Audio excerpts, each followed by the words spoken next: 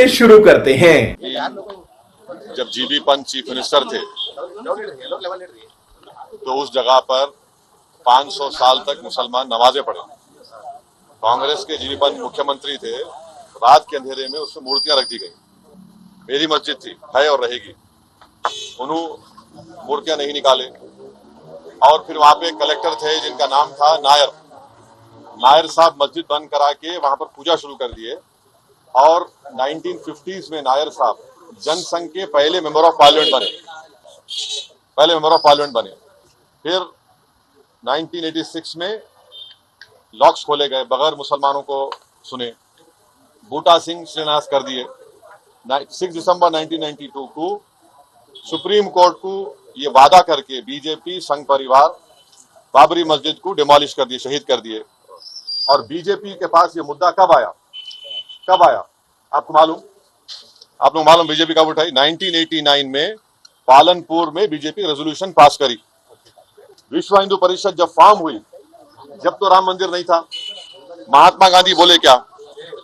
महात्मा गांधी इस बारे में बोले, उन्होंने तो बहुत बड़े, उन्होंने तो हे राम बोल के मारने वाला गोली मारा उनको वोट से, उनके जबान से ही तो निकला था। वो बोले क्या? नहीं बोले। तो ये पूरा एक सिस्टमैटिक तरीके से भारत के मुसलमानों से ये बाबरी मस्जिद को छीन लिया गया।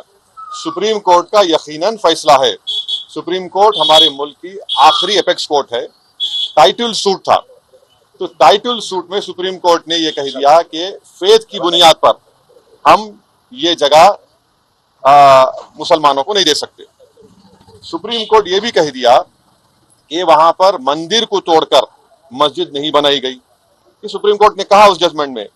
और मैंने सुप्रीम कोर्ट के जजमेंट आने के बाद ये रिएक्शन आपको मीडिया को दिया था कि एक सुप्रीम कोर्ट के रिटायर्ड चीफ जस्टिस, उनका नाम जस्टिस JS वर्मा नाम था। उन्होंने सुप्रीम कोर्ट के बारे में कहा था कि supreme court is supreme but not infallible. ये उन्होंने कहा था, मैं फिर से कह रहा हूं। और मैंने उस वक्त ये कहा था कि ये जजमेंट आने के बाद ऐसे कई मुद्दे खुल जाएंगे, जिसको अंग्रेजी में बोलते हैं Pandora box will be open. और आज आप देख रहे हैं कि हर जगह पर संघ परिवार जाकर ये बोलता है कि नहीं, यहां पर मस्जिद नहीं थी। ये मेरा मानना है, ये मेरा बोलना है, हम ये बोल रहे हैं।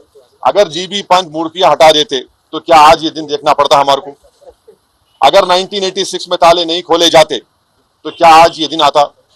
क्या अगर 6 दिसंबर को बाबरी मस्जिद डिमोलिशन नहीं होता तो क्या ये दिन देखना पड़ता? ये सवाल है हमारे, इसका जवाब कोई दे ही नहीं रहा है। और फिर ऊपर से जो अपने आप को सेकुलर बोलते हैं, वो बोल रहे हैं कि दिल्ली का मुख्यमंत्री और जो अलायंस में है, हम हर ट्यूसडे को सूरजकंड पाठ और हनुमान चालीसा स्कूल में, गवर्नमेंट स्कूल में पढ़ाएंगे। गवर्नमेंट स्कूल का कोई रिलीजन होता है क्या? अभी तो सबका झगड़ा चल रहा है। क्या झगड़ा है ये? झगड़ा क्या है? अगर मोदी नहीं रहते तो हम भी चले जाते। हम उन सब से पूछ रहे कि बताओ, ये जो मैं बातें कर रहा हूं, 3 इंपॉर्टेंट इंसिडेंट्स बोल रहा हूं। जीबी पंत जब चीफ मिनिस्टर थे 1986, 6 दिसंबर 1992, इस पर क्या बोलना है आप लोगों का? बोलो। कोई नहीं बोलता। इसलिए नहीं बोलता क्योंकि सबको मेजॉरिटी कम्युनिटी के वोट्स को हासिल करने का झगड़ा है। और नरेंद्र मोदी ये काम करके मेजॉरिटी वोट्स को कंसोलिडेट करना चाहते हैं। और इससे एक पैगाम दे रहे हैं भारत के मुसलमानों के कि आपका भारत की पॉलिटिक्स में आपका क्या मुकाम है, आपकी प्लेस क्या है, ये बताया जा रहा है।